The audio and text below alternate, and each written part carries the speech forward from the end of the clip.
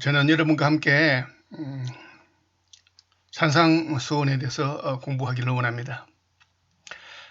이 산상수훈은 마태복음 5장, 6장, 7장에 나오는 말씀으로서 우리에게 가장 매우 익숙하고 유명한 말씀으로서 심지어 세상 사람들도 이 산상수훈만큼은 매우 교훈주의고 교육적이기 때문에 좋아하고 있습니다. 그러나 분명히 우리가 기억해야 될 것은 산상수훈은 이 세상의 사람을 위해서 주어진 말씀이 아니라 예수님께서 사랑하는 제자들인 우리에게 하신 말씀이라는 것을 분명히 기억해야 될 것입니다. 오늘은 그 첫째 시간으로서 마태복음 5장 3절인 심령이 가난한 자는 복이 있나니 이 말씀을 가지고 함께 은혜를 나누고자 합니다. 우리 주님은 팔복의 순서를 아무렇게나 정하여 놓지 않았습니다. 여기에는 영적, 논리적 순수라고 말할 수 있는 것이 있습니다. 심령이 가난하지 않고는 천국 혹은 하나님의 나라에 들어갈 수 없기 때문입니다. 자, 여기에서 말하는 천국은 일반적으로 우리 성도들이 많이 착각하고 있는데 일반적으로 죽어서 가는 천당을 얘기하는 것이 아닙니다. 천국 혹은 하나님의 나라. 마태복음에는 천국이라는 단어로 표현하고 있고 기타 마가복음, 누가복음 같은 그런 공간복음서에는 하나님 나라라고 이렇게 표현했다는 것을 여러분 기억하시기 바랍니다. 심령이 가난한 것은 기독교인과 천국 시민의 특징이므로 기타의 모든 특징은 이 한 가지 특징의 결과이라는 것이죠. 심령이 가난해진다는 것은 속을 비운다는 것이고 나머지 7가지 복은 가득 채우는 것을 의미하고 있습니다. 채워질 수 있기 전에 먼저 비워야 한다는 것이죠. 회심에 앞서 회심은 하나님을 믿지 않는 사람이 하나님을 믿는 것을 말합니다. 뉘우침이 먼저 선행해야 한다는 것이 복음의 본질입니다. 자, 우선 첫째로 이 말씀은 여러분이나 제가 산상설교에 관해 갖고 있는 아니한 관념들, 즉 산상설교를 우리 힘으로 행할 수 있다는 생각들을 즉각 정죄합니다. 산상설교를 쇠율법으로 생각하거나 천국을 사람들에게 가져오는 조건으로 생각하는 견해들을 명확히 정죄합니다. 누가복음 6장 20절에 보면은 가난한 자는 복이 있나니라고 말하고 있습니다. 심령이 가난한 자가 아니라 여기서는 그냥 가난한 자라고 얘기하고 있습니다. 성경은 어디서나 가난이 좋은 것이라고 가르치지 않습니다. 가난한 것에 미덕이나 유익한 것은 없습니다. 가난한 것에서의 그것은 영성을 보장해 주지 못하고 있습니다. 부귀에 의존하는 정신은 정죄를 받은 정신입니다. 가톨릭 수술가들은 이 말씀을 스스로 원해서 하는 가난을 권장하는 성경의 근거로 삼고 있는데 이 해석은 성경에 위배되는 말씀인 것입니다. 자, 우리 주님의 관심은 영입니다. 영의 가난이라는 것이죠. 사람의 자기 자신에 대한 태도를 말하고 있습니다. 자연인과 기독교인의 본질적인 차이, 하나님 나라와 이 세상 나라 사이의 명백한 구별, 즉 절대적 구별을 봅니다. 세상은 자기 신념과 자기 의지와 자신과 자기 표현을 얼마나 강조하고 있습니까? 문학을 보십시오. 자신을 믿으라고 말합니다. 이런 관념이 기독교 메시지 밖의 전 생활을, 즉 교회 밖 생활을 말합니다. 지배하고 있습니다. 셀지맨십의 본질이 무엇입니까? 그것은 자신과 확신이라고 말합니다.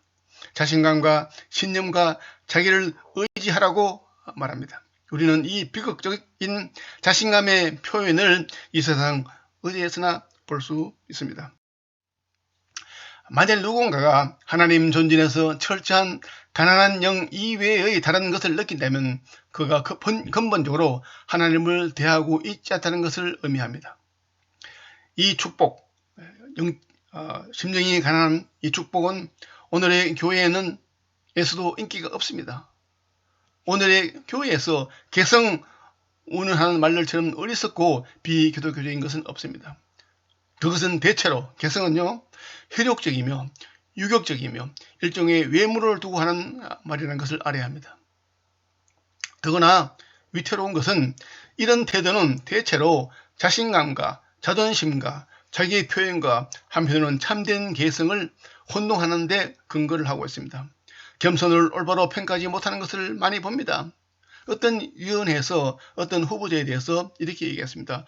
네, 매우 좋습니다. 하지만 그는 개성이 부족해요. 하지만 그 사람은 매우 겸손한 사람이었다는 것을 그들은 간과했습니다.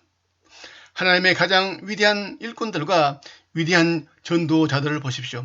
얼마나 표면에 나서지 않는가를 우리는 알게 됩니다. 하지만 오늘은 완전히 정반대의 현상을 우리는 목격하고 있는 것입니다. 사도 바울은 고린도 후서 4장 5절에 이렇게 말했습니다. 우리는 우리 자신을 전함이 아니요 주 예수 그리스도를 전한다. 이렇게 얘기했죠. 그 다음에 고린도에서 약하며 두려워 떨었다라고 말했고요. 사람들은 그 바울의 외모가 보잘것없고 말이 시원하지 않았다고 말합니다. 우리는 성경의 진리와 규감에서 얼마나 멀리 방황하고 있나요? 교회에서는 심령이 가난한 자와 가난하게 되는 것이 인기가 있어야 마땅한데 과거에는 인기가 있었지만 오늘날은 교회에서도 인기가 없습니다. 우리는 이 악한 세상에 속하는 어느 것과도 다른 나라에 살고 있다는 것을 분명히 알아야만 합니다. 심령이 가난하다는 것은 소심하거나 자신이 없어 한다거나 용기가 부족하다거나 교제를 싫어하며 수줍어하는 것이 아닙니다. 팔복에 나타나 있는 자질 중 생리적 자질로 되어 있는 것은 아무것도 없습니다. 심령이 가난하다는 것은 개성을 억압하는 것이 아닙니다. 하나의 예로 우리는 아라비아의 로렌스라는 영화를 봐서 잘 알고 있습니다만 이 로렌스는 자기의 개성을 주기 위해서 심지어 위장하면서 군에 다시 들어가서 대단히 자기 희생되며 좋은 일을 많이 했지만은 그것은 진정한 의미의 영적인 문제가 아니라는 것을 우리는 알아야 합니다. 심령이 가난하기 위해 생활의 길에서 벗어나서는 안 됩니다. 심령이 가난하다는 것은 영의 문제 때문입니다. 심령이 가난한 것은 위대한 학자들의 겸손을 논할 때와 같은 의미의 겸손도 아닙니다. 위험한 것은 눈꼽만한 지식이란 것이죠. 지식의 광대함을 의식한 데서 산출된 것이기 때문입니다. 성서적 의미의 영의 겸손이 아니기 때문인 것입니다.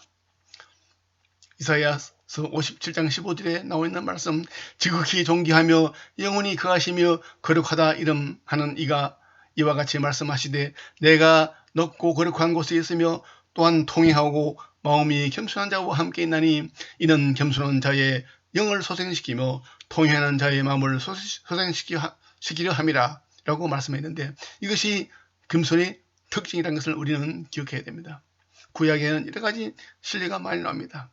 기도원의 영을 대해서 말하는 말씀, 그 다음에 모세, 그 다음에 다윗, 이사야 등등 구약 성경에는 진정한 겸손을 모습을 보이는 예를 많이 찾아볼 수 있습니다. 신약에서는 또한 베드로나 사도 바울, 또 나아가 특별히 우리 주님, 이 모든 예들이 겸손의 특징을 우리에게 보여주고 이것이 심령이 가난하다의 의미입니다. 이것은 자만심의 완전한 결여와 자신과 자기 의존의 완전한 결여를 의미합니다. 이것은 우리가 하나님의 존재에서 아무것도 아닌 존재라는 의식을 의미합니다.